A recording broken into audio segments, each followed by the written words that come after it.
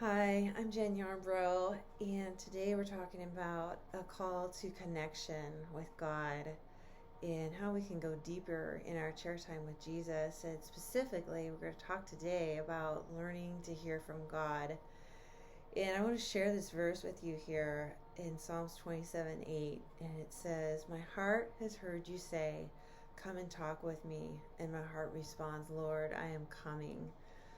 That's what it's like when we have chair time with God. We're looking forward to this time with Him of closeness and conversation, hearing from Him. That's what our chair time can be. And I know mine has not always been that way. There's been times I've struggled, it's felt really dry and just kind of going through the motions. But then as I realized how God meets me in that moment and speaks to me, it's become the most precious part of my day. So I want to just cover a few very simple things that are very practical and hopefully helpful. I'm taking most all of it from our Keys to Freedom book that we use here. There's just a great section in there about this. And just want to start with the four common ways that God speaks to us outside of His Word. Primarily, He speaks to us through His Word. We sit down, we quiet ourselves as we read, and we're just kind of got our ear turned to Him while we're reading His Word. What do you want to say to me, Lord? It's so often we hear directly from Him there. But there's four other ways. One is His still small voice, and that's just His heart speaking directly to our mind and heart.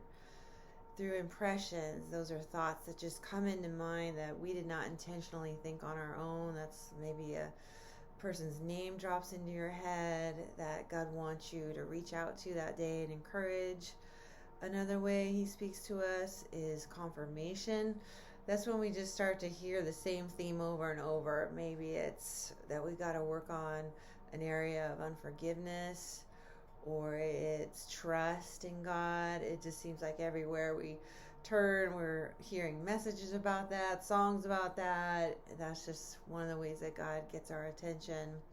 And then also through pictures, sometimes referred to as visions or dreams. God can reveal amazing, beautiful things that way to us about how much He loves us, about how He's always been with us in every moment of our lives. I've experienced that personally and seen it in many lives of others too.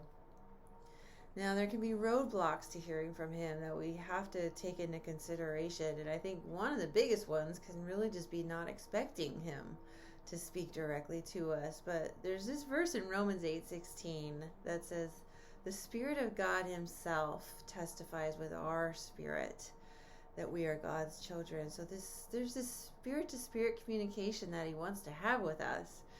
So we can expect to hear from Him.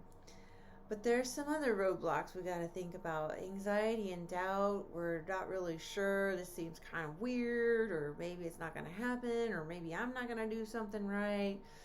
Just set all that aside and just come with an expectant mind and listening ear. Maybe there is some unforgiveness or bitterness or unconfessed sin. That will definitely quiet God's voice, because that comes in between Him and us. So we take time to deal with those things and ask Him to help us let those things go so they're not in the way of our closeness to Him. And then always, when we hear from the Lord, you want to make sure that you know it really is from Him. There's evil spirits in the world that are going to speak lies to us. We want to make sure that we are testing the words that we hear from the Lord. And you can do that by confirming that it matches up with what His Word says.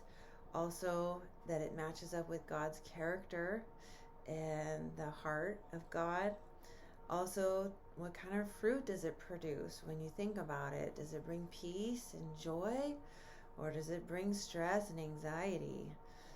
When it brings peace and joy, you know it's from Him. And then also you can confirm it by sharing it with trusted Jesus following friends that can speak wisdom and give that confirmation we need sometimes that, yes, the Lord is leading you this way, or no, I think that's a side track that's going to just distract you.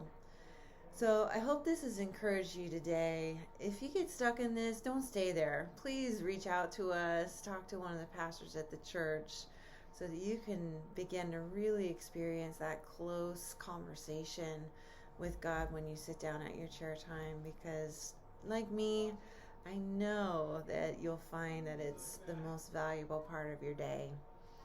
You take care, and we'll talk to you soon.